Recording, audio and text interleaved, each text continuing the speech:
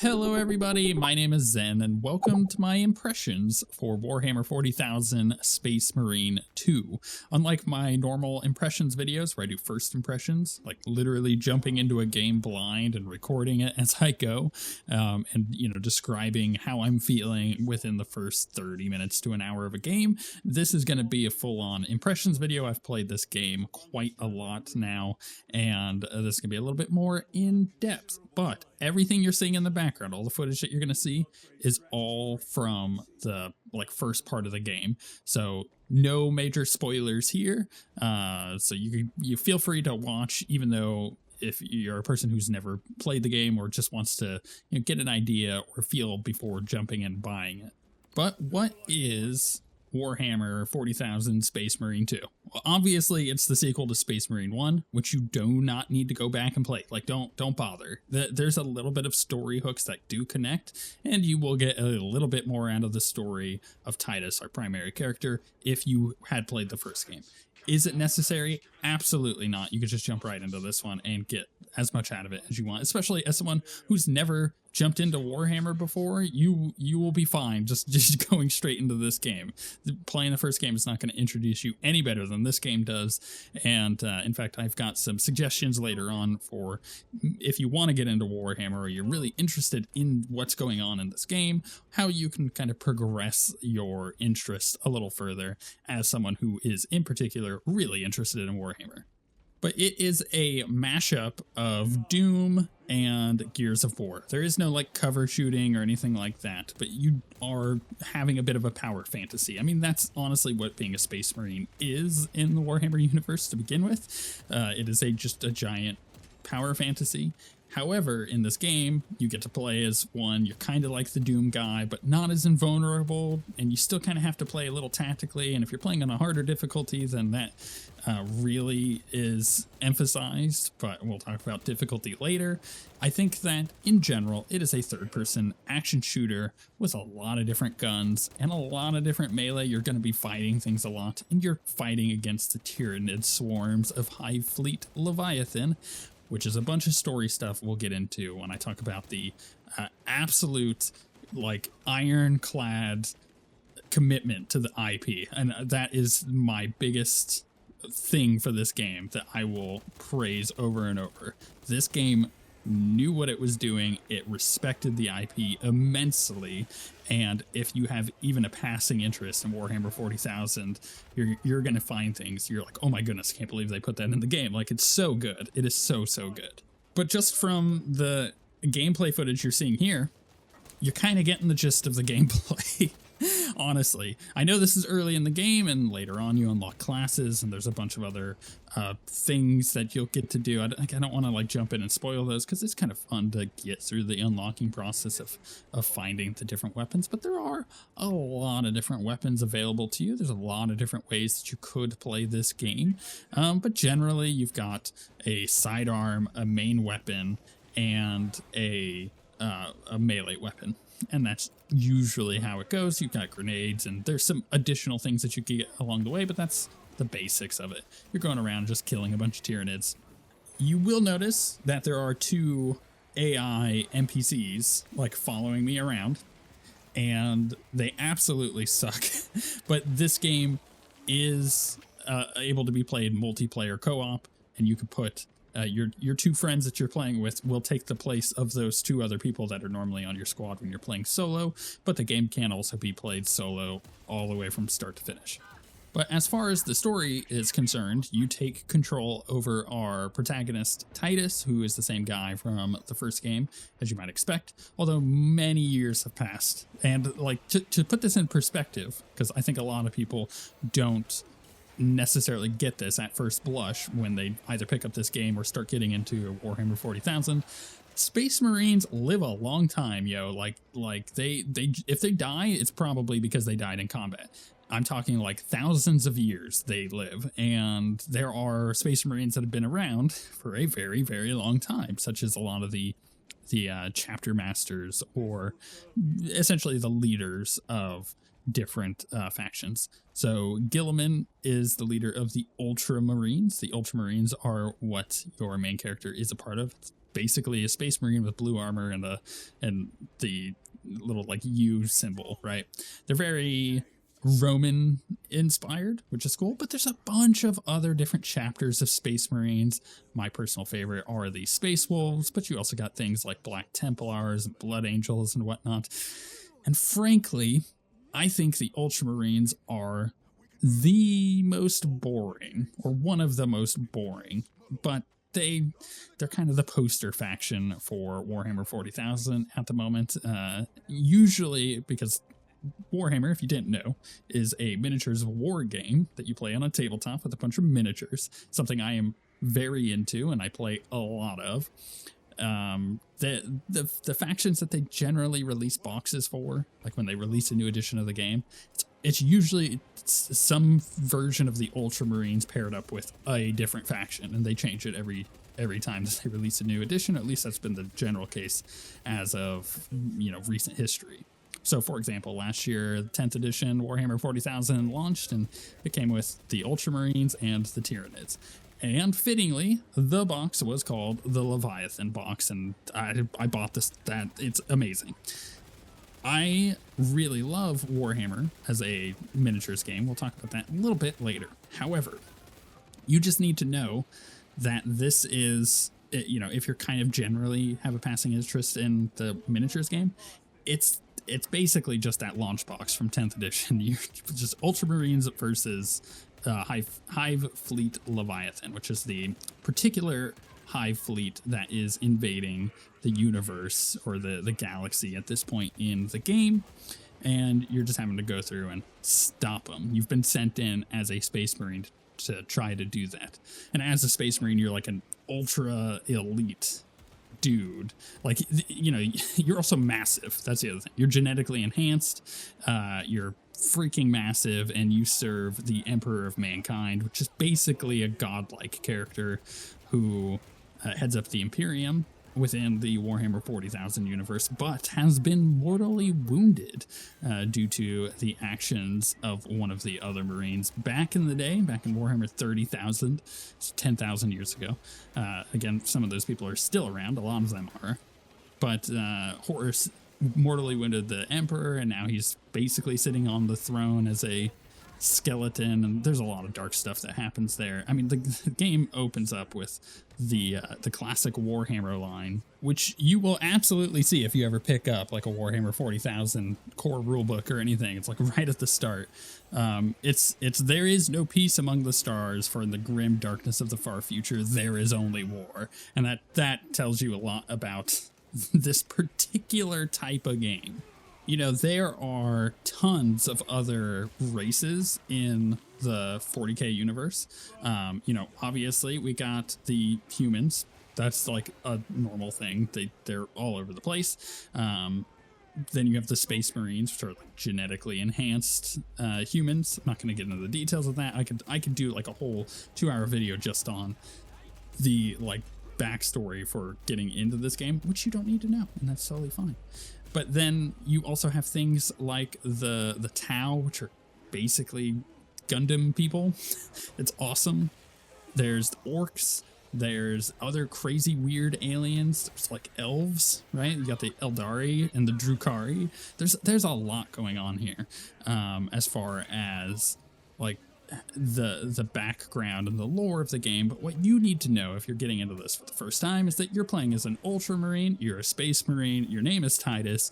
The Hive Fleet Leviathan of the Tyranid swarms have come to attack the galaxy, and you've been sent in to try and stop them in whatever way possible. But it is fleeting. They're endless swarms, and oh my goodness, are they endless. Like the idea, if you've ever played StarCraft, behind the Zerg came from the Tyranids. Like most of the StarCraft stuff came from Warhammer, as you could tell. Most of the Warcraft stuff came from Warhammer Fantasy. It's all pretty baked in. There's a lot of inspirations there. But if you think Zerg and then you consider Tyranids, now just imagine the Tyranids being way more like over the top. They're like over the top Zerg, and in the game they do a great job of showing that. This is the same team who recently did the World War Z game, where you had like a bunch of zombie swarms and whatnot. And they use that same tech to make it so just swarms of Tyranids are coming at it everywhere. It's awesome. It's a really cool experience to look at just a swarm of stuff coming at you and realizing that's not background stuff. That is literally coming at you and you have to kill it. And it's cool and overwhelming when you first come across it, but it works so well because that is what this game is. You are 100% in the shoes of a Space Marine and you get that power fantasy most of the time. I say most of the time because there's things that I have that I'm holding against the game that I see as definite negatives, but there's also a lot of positives about this. I've spoken very highly so far about the gameplay, and I've spoken highly about how it looks and how it's so faithful to the source material. But things like the difficulty really rubbed me the wrong way. In fact, the mission that you're seeing in the background, at the end of it, there's this stupid thing. It's so annoying where you have to like defend these arrays, right? And it just frustrated me to no end because I happened to be playing as a single player experience, right? I don't have anybody joining me, which I've decided to do. It's not that I don't have anybody that wants to play. It's that I just actually don't want to talk to anybody right now for personal reasons. If you've been on the channel for a bit, you know why that happened this last week. And I've just kind of hunkered down and just wanted to play some games. So I was doing this solo. I was determined not to talk or play with anybody in this game. And I regret that getting to the end of this mission because I realized at that point that the difficulty is poorly balanced in this game. As in the difficulty settings, you know, they've got like easy, they got one up from easy, they have one up from that one, and then one final one, which is like the most difficult one. I was playing on the second to hardest because I felt like that's where I should be playing. And up until the end of this mission, that is where I should have been playing. It wasn't only until I got to that part that I realized just how bad the AI for your party members is designed. They don't exist. Just think of it that way. They're not actually there. Sometimes enemies will attack them rather than you. But the general difficulty of the game is it could use some work. It could use some fine tuning. Like for example, the Tyranids, if they have ranged attacks, they just pelt the crap out of you and you can't do anything about it because your dudes that you're with, they don't care. They actually, I'm not even sure if they do any damage because I don't think I've really seen them kill anything. I've seen them get things that were low on health and do the execute move, which gives you back some of your armor. You know, if you look on the top left, you got your like health bar, which is really hard to regenerate. And then you have like an armor bar that you can get regenerated as you play and like do finishing moves, executing moves and whatnot.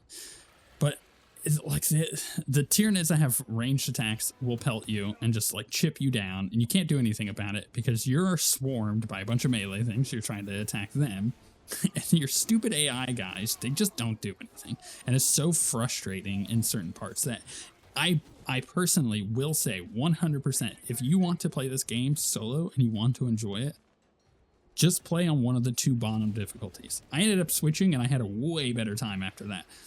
Not because I don't like a challenge. I love a challenge. I just don't like playing a game that assumes you should have two other players with you and that you can coordinate and shoot the ranged Tyranids and have one guy doing a flamethrower. There's a part with a flamethrower. And while the other two are kind of backing that person up. Like it just doesn't happen with the AI dudes, that it gets really frustrating at times. And I will always recommend that either you play with friends for this game or you just decide that you're going to play on the easy difficulties and just go from there. You can obviously return to the game after you've beaten the game and play on the harder difficulties if you so choose, but man, starting out, just ignore the top two difficulties. Just play on the bottom two. You're a Space Marine. There's supposed to be a power fantasy there, and if the game's difficulty is not tweaked correctly because you have very useless AI, then just, you know, don't bother playing on the harder difficulties because it's not the experience that you think you may get. And while we're talking about the negatives, I do have to say that while the game is very, very pretty, I have experienced weird performance things. I have a top of the line PC. I have all of the drivers updated and everything. I play games typically between 100 and 130 frames per second, depending on the game. Even while I'm recording a lot of the time, this game had the strangest stuttering at places that it really shouldn't have. There were no enemies on screen. Things were just like loading weird. I'm not sure what was going on with that, so I'll give it a pass, right? That stuff is like, that's going to be fixed in the future. I always say this about games that people get really frustrated over, like with the performance. It's like, it'll change. Cyberpunk 2077 was a great example. The game runs great now. Heck, even Jedi Survivor just got a huge patch that is improving people's frame rates by like 30 frames per second, even though that game came out last year, right? It was last year.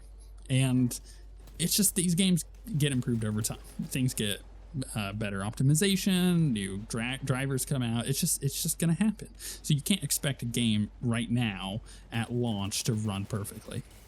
However, my frustration for this particular thing came in that I couldn't even start the game when I first installed it. I was about to refund it because I got in, started the game, it would do a quick splash screen and crash.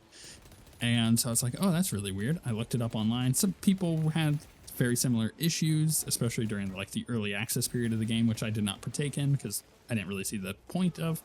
But the issue remained even after the game officially launched, where I just couldn't launch the game. And what I ended up having to do after about 2 hours of messing around with drivers and settings and background processes and how many cores my processor was using for the game and a bunch of other like random things, I actually just had to update my BIOS, which I've never had to do for a video game to work before, ever. I've never had to do that. And I've played thousands of games, like more than most people will ever play in their lifetime.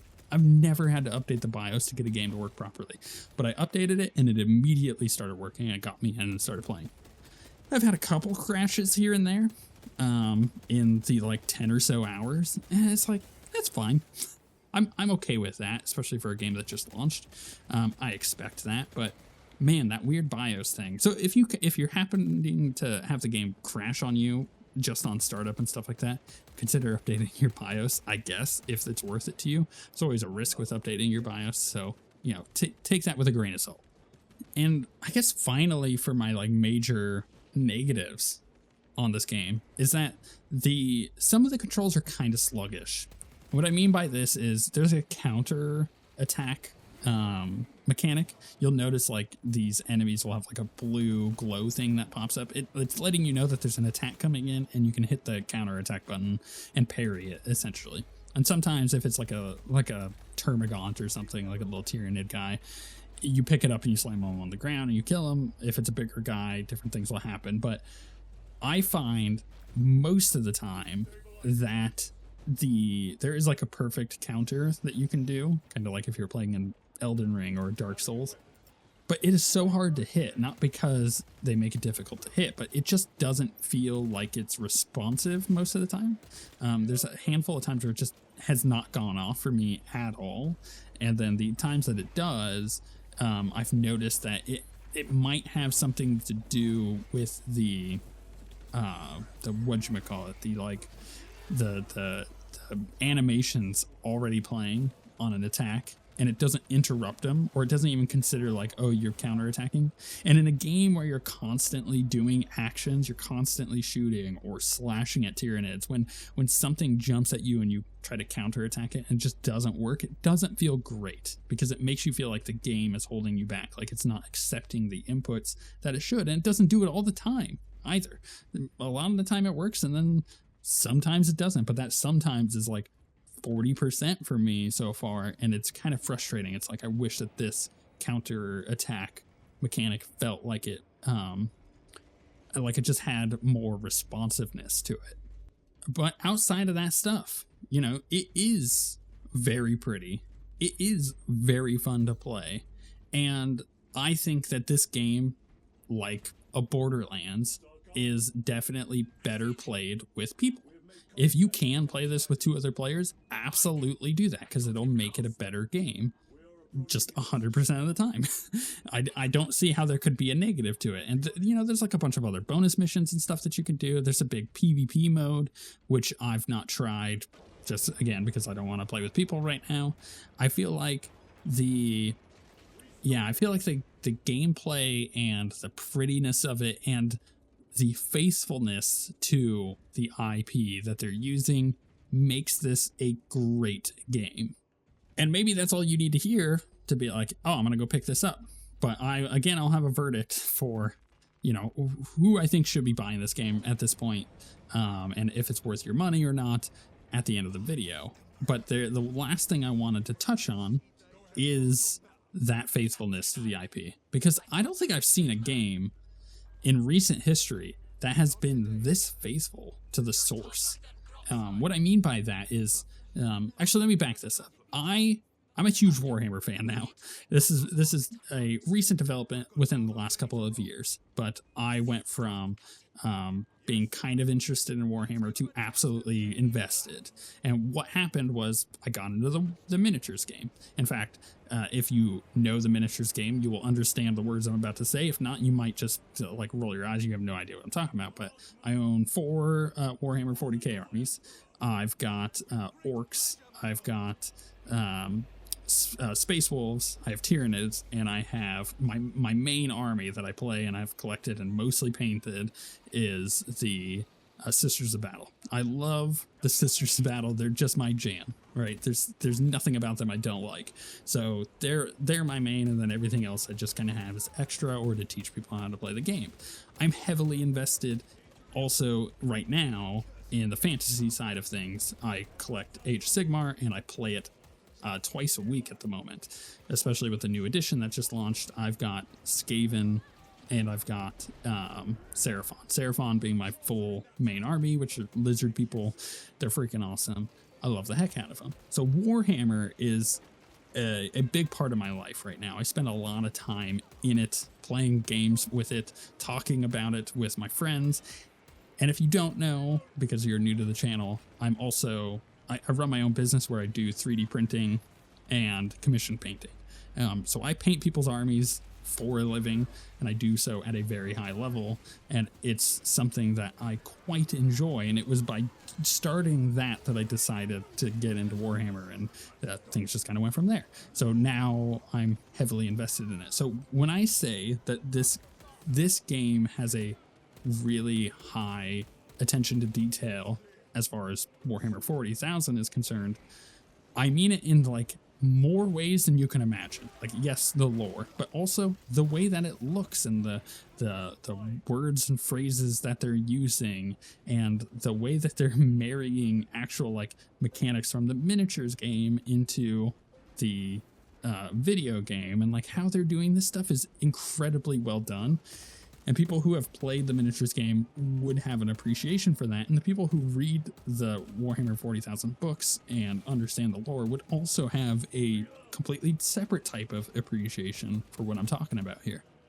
Like a great example of this is one of the first times you come across the Imperial Guard in the game, just really early on. The Imperial Guard are basically just the main grunt army of the Imperium. Whereas like the Space Marines are super special forces, the Imperial Guard are like your average, just like infantrymen, and very expendable. Like in the Warhammer universe, you would not want to be an average person because you're just going to die. And these are an example of that. But when you first come across them in the game, one of their tanks runs out and you see their tank driving around, and if you've played the miniatures game and you have an appreciation for it, you know that it's a Lehman Russ, and you're like, oh, like when you see it in the game, you're like, oh, that's a really cool version of the Lehman Russ. Like you could see it moving around and shooting and stuff, and it feels like really nerdy in a way. You're like, aha, like I know that thing. I know what that thing is because I've played it on the tabletop, and it's really cool that they put it into the game, and it looks exactly like it does as the miniature. And the same thing for like all of the cool armor and weapons for the Space Marines that they throw into the game. You know what they are if you've played the miniatures game. And on top of that, you have all the lore stuff that they've really tied into here. Like the fact that the Tyranids that are popping out and attacking are from Hive Fleet. Well, I cannot say that. Leviathan. Leviathan is one of several different Hive fleets that have attacked the galaxy, and this is just the latest one for it. And that ties into the fact that 10th edition 40k was launched last year, and it was launched with the Leviathan box, and you're seeing the Tyranids like match what you've seen in that launch box. And it's just like a really, really cool way that they're tying this all together. And what I see very often right now online is people going, wow, this game is really cool. I'm interested in Warhammer now. And then the best part is they go look up Warhammer and they find the miniatures game, or they find the books that are going on right now, and they're seeing things that are familiar because it's the stuff that they're seeing in the game. Like even the boxes and crates and stuff on the ground, or the cans that you're walking past, like that's stuff that you can use as terrain in the games. It's stuff that is modeled and is a miniature in some way in the game, in the like tabletop game. And I love that so much. It's cool to like see things and go, I instantly recognize that, but also to hear them saying specific things and talking about things that are going on in the universe, and you know what they are because you've paid attention to the lore. Maybe you've read some of the books.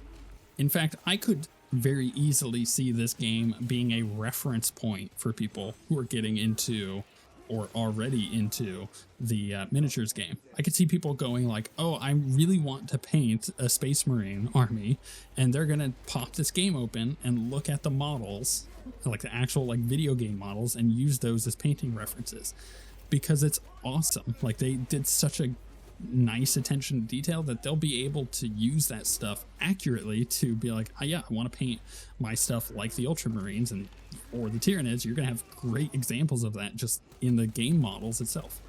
But maybe you are one of these people that have not really ever been into Warhammer, and you're interested in it, and you pick up the game and you play and you go, okay, let's get more into Warhammer. What else can I find?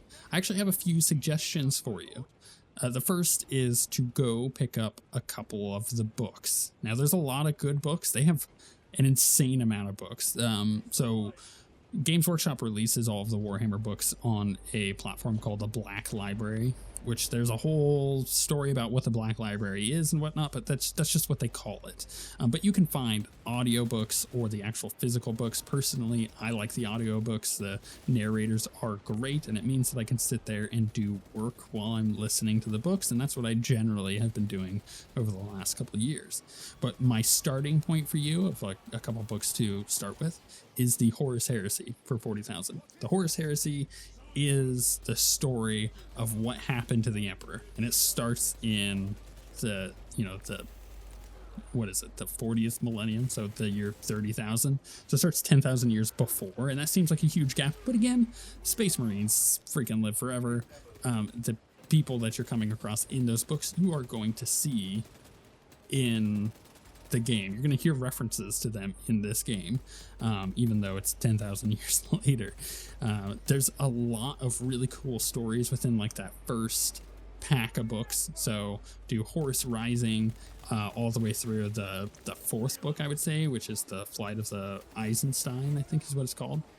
Those are great books. The Horus Heresy is like 60 something books or something like that. There's a lot of books in there, and it gets kind of convoluted in between, and there's people who have like big maps of like how to follow these books timeline wise once it gets past like the fifth book, which is totally fine. I think that if you're really interested in it, that's a great place to go after you've read those first handful of books. But there's so many others that I think are worth to keep your eye on and potentially pick up. Honestly, if you're suddenly interested in a different faction, like for me, I was really interested in the Sisters of Battle when I first got into it because they're freaking awesome. They're nuns with guns. They're the best. There are a few books that you could jump in and start reading there. Like, for instance, I did the Celestine book, which I really enjoyed. It It was pretty good. I wouldn't say it was the best 40k book that I've read. You can jump in if you're interested in some of the other stuff, like maybe Necrons and whatnot. You can jump into the Infinite and the Divine. I really like that one. There's Xenos is a Dan Abnett book. Dan Abnett is one of like the best authors for 40k stuff in my opinion. But there's a lot going on there. So I would say pick up some of the books, jump in if you're interested in the lore. And you know what? Here's the second thing, right? My second little tip. You're like, oh, I'm really interested in Warhammer. Like, what else can I do with it? You should try the miniatures game. You can either find friends, because you're going to find friends that already know how to play or know about it and are interested in playing. And then you can jump in and start playing with them. Or you can go to a local game store and just ask about it. It doesn't have to be a Games Workshop store. Games Workshop is the company who makes Warhammer stuff and owns the IP. But you could do that, or you could just go to your general like board game store or tabletop game store that's local. Most places have one. And you can ask about it and start getting interested in it. If you want to jump in with Space Marines or Tyranids, the Leviathan box that came out with 10th edition 40k last year is a great starting spot. That'll get you a lot of stuff for the game, including the core rulebook and a bunch of other things to get you started. But if you are interested in one of the other factions, you could check out some of the Combat Patrol boxes, which comes with a good like discounted starter set for those different factions, like Necrons, for example. However, just know that there is a perception that Warhammer is very expensive. The miniatures game. It's not necessarily a wrong perception, but it is something that you have to, if you're not expecting a price tag to be as high as it is on something, you pick it up and you're like, wow, why is this box $60 for like 8 miniatures? It's, you know, they price things excessively sometimes, but then again, you can also get like great prices on stuff like I said, that Leviathan box that came out last year. You can find it pretty cheap on eBay. They're not producing it anymore. It's a limited time launch box. But you can get like a huge amount of Tyranids in that box for pretty cheap if you like hop on eBay or, again, go to a local store. But getting back to the task at hand, is this game worth it? Is this game good? Is this game for you? Well, honestly, I think it comes down to one of 3 different things. Either you're really into 40k and you want to get it, you want to get the game because you're like, I love 40k and I think that this game looks cool, then yes, buy the game. You can buy it now. It's totally fine. I think it would be worth it. You'll have a lot of fun with it. If you plan to play with other people, you already have people set up or people are already interested in playing, they're just waiting for you to pick it up before they get it, then yeah, go ahead and get it. It's going to be a lot of fun. You can have fun playing with them and you're all going to enjoy it. If you're someone who's getting into 40k, you're like, this game looks interesting, I'm really interested in the story behind it and everything, then yeah, again, go ahead and pick it up. However, my biggest caveat, if you're planning to play this game solo or infrequently with people, like maybe once a week or once every couple weeks, then don't pick it up. Just don't. Just wait. Wait for a sale. Do not pick it up at full price. Absolutely don't do that. It's a waste of half your money. Like you can wait for this game to hit $30 or maybe pop on Game Pass and then have fun with the single player. Then you don't need to pick it up now. You're not missing out on anything. There's the zeitgeist of it being a new thing and people can jump in and have fun with it and then you could be a part of that discussion. But really, if you're going to be playing this game solo, do you really need to be a part of that discussion? No, probably not. Just wait till the game hits some kind of sale. It'll be sooner rather than later. And then pick it up with a pretty nice discount. Then it would be a little bit more worth it. I don't think that this game is necessarily worth the full price if you're planning just playing solo and then being done with it. So yeah, definitely wait for a sale. But those are my thoughts of Warhammer Space Marine 2. I really like this game. I think it's an incredible, faithful adaptation that other people should keep an eye on. I think that the Warhammer brand would do really well with more games like this. I mean, coming up here in, what is it, November, December, whatever it is, Netflix is releasing that anthology series of a bunch of video game like shorts, and there is a Warhammer 40,000 one coming with that, and I think that that's going to do really well. Obviously, there's been talk about some TV and film at with Henry Cavill at the head of all that, and maybe that goes through. I don't know. Like, Warhammer is in a great spot, and I think that I think the brand would do better, even better, with more games like this. I think this is an excellent introduction to Warhammer 40,000, and it only gets better from here if you're interested in really getting into the Duffy and like just going full ham on picking up the books and getting into the miniatures game. And here's the thing, like, the Warhammer 40,000, the 40K as a tabletop game, it's kind of a big game. You got a lot of minis. It's a big war game. But there's other versions that you can play that aren't as big. Like Kill Team is a great example. It's a small skirmish game. You're not running as many minis. It's a lot quicker to play. It's a lot quicker to set up, and a lot easier to find people to play that than having, a full army for 40K ready to go. So that's just one of the little tips that I got there. But yeah, this game is freaking excellent. Let me know in the comments what you think of it. Have you played it? Are you thinking of playing it? Are you considering picking it up? Or are you someone who's interested in 40K, but or like me and just wants to play this game solo? And are you just going to wait for a sale? Let me know all of that in the comments below. And of course, if you want to see more videos like this, make sure you subscribe, because I upload daily and have been doing so since 2011. But with all of that being said, thank you very much for watching, and we shall see you all next time.